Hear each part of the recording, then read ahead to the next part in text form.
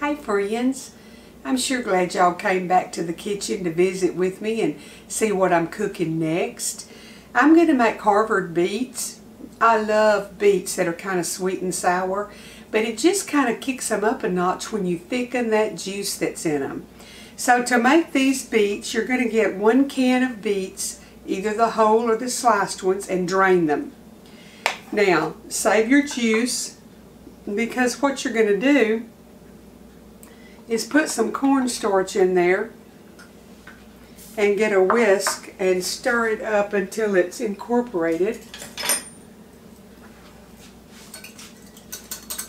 because that's going to be your thickener. These are very easy to make.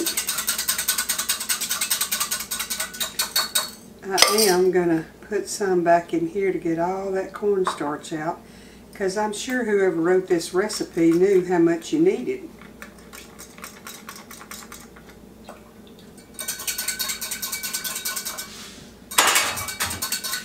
Okay, now you just pour the juice from your beets with your tablespoon of cornstarch into your pan. You add 3/4 of a cup of sugar, and to that we're going to put 1/2 cup of white vinegar. There goes our sweet and sour. And give that a stir until it's mixed. We're going to put it on the stove and bring it to a boil and let it thicken. And then we're going to add in our beets and cook it together just a little bit. And we'll have a pretty dish. Well, the broth. See, I've got to bring that to a boil, and the cornstarch will thicken it. And then we'll add the beets in and have a really nice side dish that the juice is thick and delicious. Okay, y'all, my juice is getting syrupy and thicker.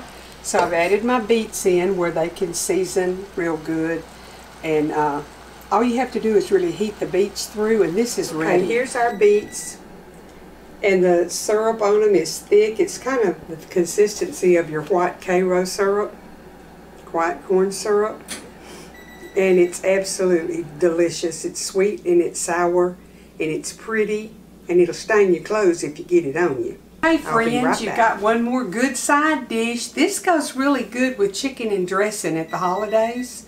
A lot of things it goes with, but I like it with something like that that's a major casserole to have this on the side, and it adds a wonderful color to your spread of food. Now I'm going to tell you one more time what I did. I took a large 15-ounce can of beets and drained them and saved the juice. And into that beet juice, I put a tablespoon of cornstarch and dissolved it. And then into my boiler, I put the beet juice with the cornstarch, 1/2 cup of white vinegar, 3/4 of a cup of sugar. And I brought that to a boil and let it simmer and cook until it thickened. And then I added the beets in, and I let it cook 10 or 12 minutes till the beets were heated through. And this will be good now right out of the refrigerator. You won't even have to reheat it if you don't want to. I like them cold out of the icebox.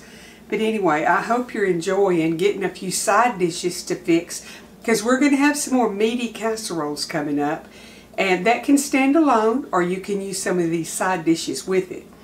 Now, some of the ones that I've given you this week are regulars at our big family gatherings, family reunions, when my kids all come home for the holidays, things that they expect Mama to have on the table.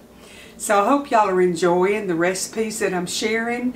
I've got a whole bunch more. I mean, when you've been cooking, well, when you've been married 49 years, and I made my first pound cake from scratch when I was 8 years old. I've been cooking a long time, and I've got lots of recipes to share. So I hope y'all will keep coming back to visit, and I hope you listen to a little bit of the stuff that I say. We've been married 49 years, and our grandkids love to come and sit at our table and eat.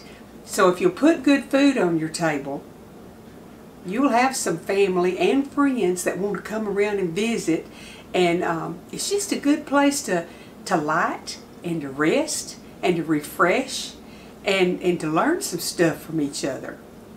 Y'all have a good evening, and take care of yourself. Watch your back. We're in a wicked world. Be very careful. The good Lord bless you, and I'll see you again tomorrow, right here in my kitchen.